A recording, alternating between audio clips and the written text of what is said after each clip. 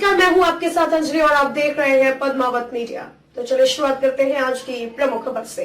देश की राजधानी दिल्ली के महरौली स्थित कुतुब मीनार परिसर में 27 हिंदू और जैन मंदिरों के जीर्णोद्धार के संबंध में दायर एक अपील पर मंगलवार को साकेत कोर्ट में सुनवाई हुई। अदालत ने सभी पक्षों की दलीलें सुनने के बाद मामले में फैसले के लिए 9 जून की तारीख तय की है।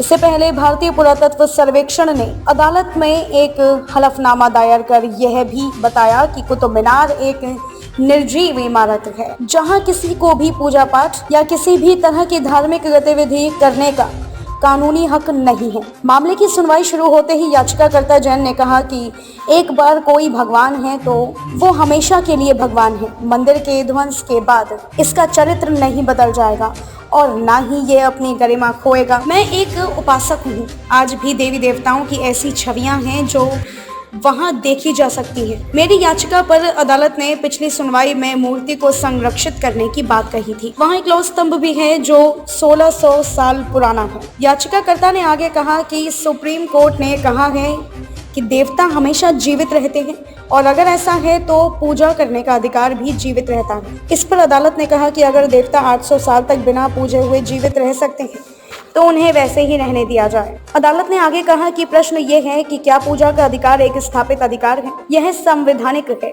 या अन्य कोई अधिकार है। मूर्ति का होना विवाद का विषय नहीं है। यहाँ प्रश्न पूजा के अधिकार को लेकर है। मेरा सवाल है कि कौन सा कानून इस अधिकार का समर्थन करता है।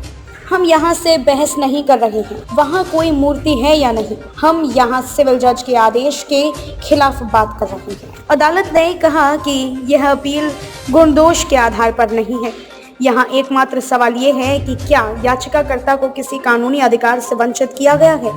इस पर याचिकाकर्ता ने कहा कि हाँ, संवैधानिक अधिकार को नकारा गया है। कोर्ट ने पूछा कैसे, तो याची ने कहा आर्टिकल 25 के तहत। इस पर अदालत ने पूछा कि आपका मतलब है कि पूजा का अधिकार मौलिक अधिकार है।